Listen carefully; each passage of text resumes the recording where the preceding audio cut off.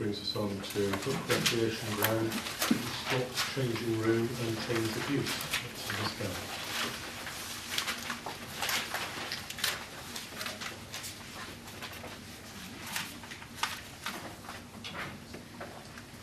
Thank you, Chairman. This is a bit of a lengthy one. This report sets out the history of Hook Recreation Ground and the changing rooms and integrated garage. In 2014, Hook Recreation Ground was redesignated to natural green space, and the reasons why it is not considered suitable for formal sporting activities are as follows.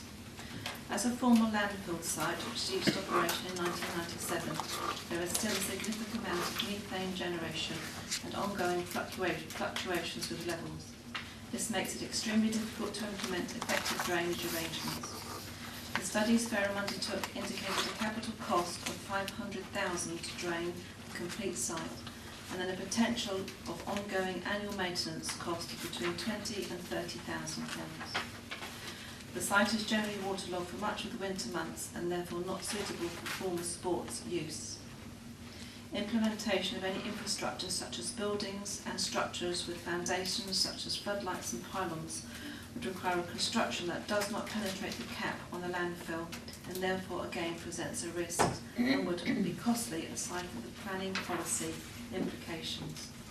The site is outside the urban area, so in planning terms is not suitable for intensive redevelopment such as sports stadium. Highway access is limited and is not suitable for large vehicle movements, and the car park capacity is limited. Randville Rangers played on the site until they gave notice to surrender the lease in 2010. They had arranged and funded the import of topsoil to allow the pitches to be played, but this proved unsuccessful as the soil imported by Randville Rangers was of poor quality with stones and glass fragments, a frequent problem, thus making playing sports on the ground unsuitable and unsafe. This report sets out a proposal to convert the changing rooms to a satellite depot as set out in the report. Costs and works for this are set out on page 20 and 21. I would like to add that officers from Development Control and Environmental Health will undertake noise monitoring tests to ascertain the extent to which the noise generated by the process of shredding green waste, as referred to in paragraph 9 on page 20. This is a seasonal process and not something carried out every day. The results of the test may result in the need to either reduce the extent to which the green waste is shredded on site, or that an alternative location may need to be sought. This does not impact on the viability of the proposals. The results will of course be shared with both ward councillors. With regard to the Loxheath House Park mess room, we are still waiting to hear from Loxheath Tennis Club with regard to taking over the tenancy of the mess room. The cost of converting the building at Hook is set out on page 21, with the cost for the mess room also outlined, once we have feedback from the Tennis Club. I would therefore ask members to support the recommendations as set out on page 17 of the report. Thank you very much indeed.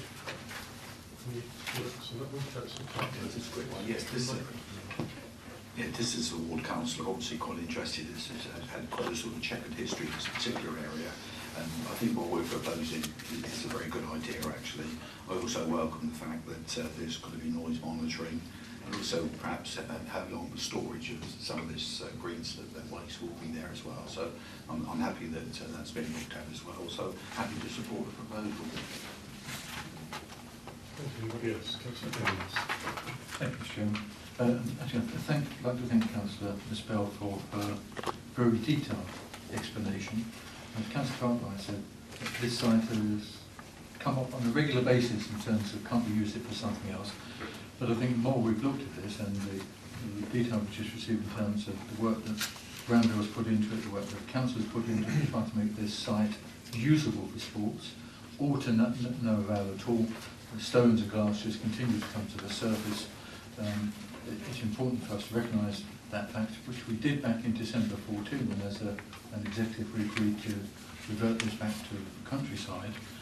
The £500,000 that's been mentioned in itself would remediate, but wouldn't actually give a guarantee. The tip itself was used for so many years that no one actually knows what is under the ground 5 foot down. So I think that this report, I would hope, finally settles the fact that this is not suitable land for sports, and that we can get some use out of it in terms of being open green space, and then we can make use of what's left of the buildings by refurbishing them for our own internal use. So I support the report. Thank you. Thank you. Anyone else? Recommendation agreed? Thank you.